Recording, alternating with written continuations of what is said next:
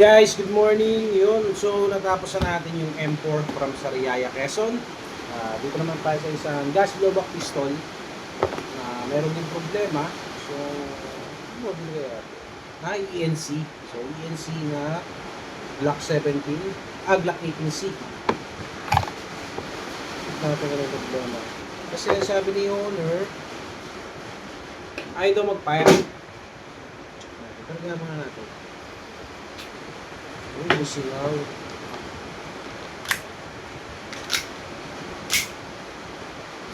Ayun. Naputok siya mahina. Kaya natin siya.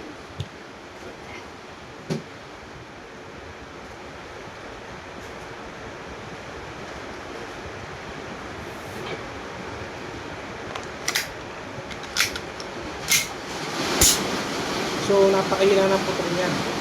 Alamin natin kung ano yung pinaka-problema. So, disassemble muna natin. Grabe, lakas ng ulan. Then, babalikan ko yung agad. Yun guys, so meron siyang problema sa nozzle. Yun o. I-stock up na yung nozzle niya. So, yun. Disassemble na natin to. Palitan natin ang nozzle.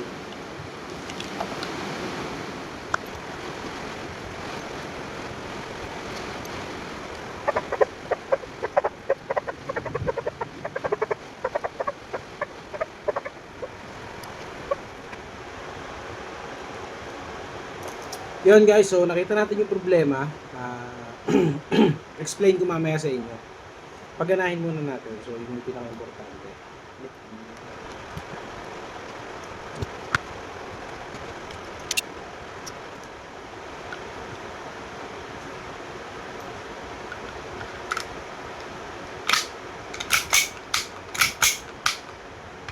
Next naman natin is yung leak sa magazine.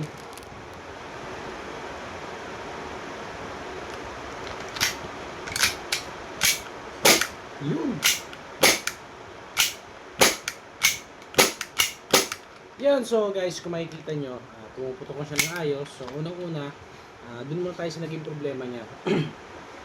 So, concern order dito is, sabi niya, ayaw pumutok kahit may gas yung magazine.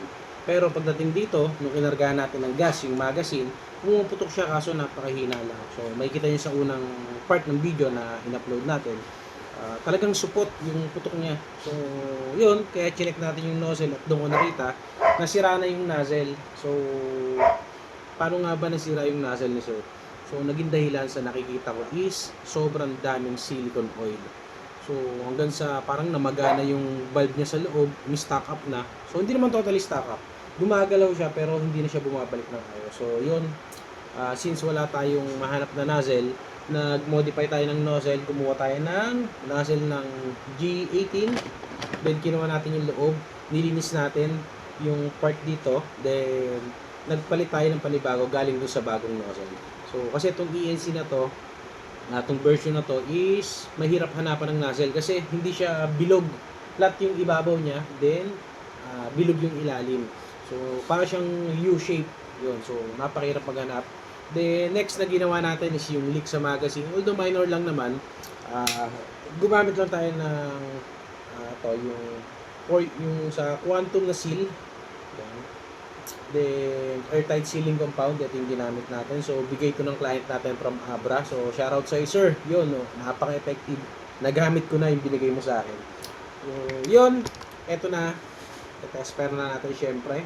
Tignan natin kung okay. So, ito yung baka. So, yung BB loader ko. Wala na yung BB loader. So, mano-mano na lang tayo magre-reload.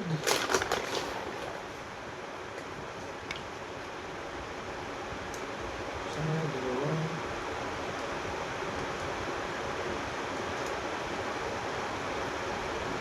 Anim. Ito. So, 7 shots. Okay na yun. Hindi nakalapat. So, ayos natin ito. So, hindi ka po pwedeng ganyan.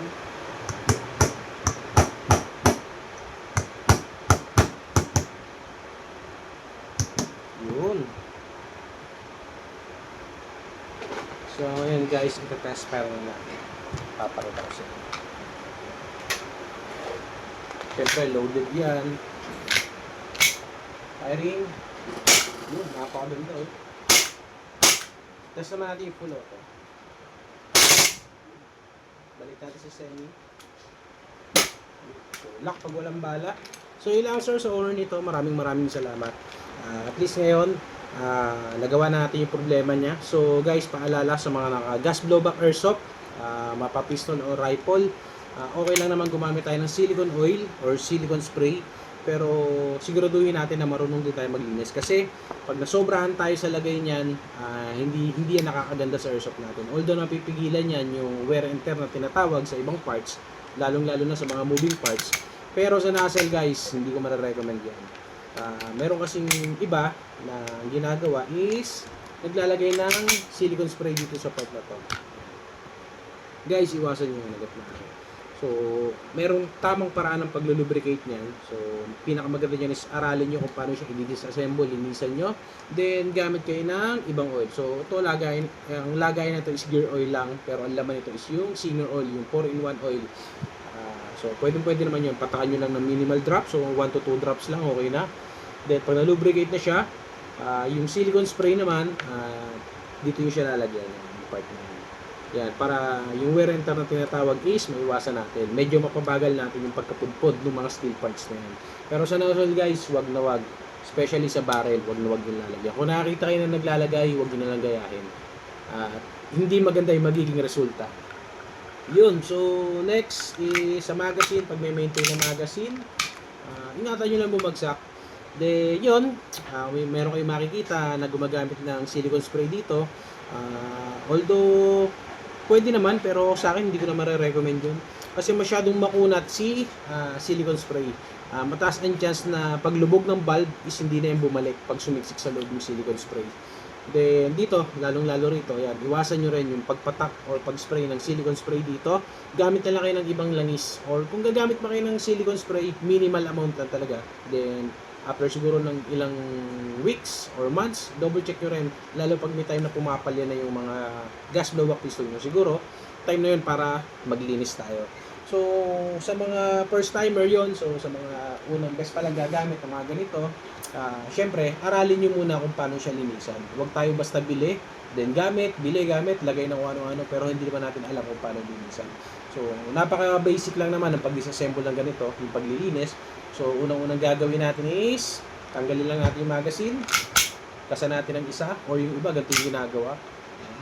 Then, baba yung dalawang lock, release. Then, after natin matanggal yon, next natin to. Tapos, yun na. Tanggal na, di ba? Ganun kasimple lang. So, lilinisan nyo yan, yung mga part na yan. May nabibiling contact cleaner, mas maganda gamitin yun. Then, after natin malinisan, gamit ang contact cleaner, gamit naman tayo ng panibagong silicone spray or yung mga oil na ginagamit ko tulad ng senior oil. Mga ordinaryong oil lang naman pero napakaganda rito guys. So yun lang ulit. Maraming salamat po. Then ano pa guys susunod natin? Yun. So siguro gawin na natin yung pinadala from Zambales. So yun lang guys ulit. Salamat po.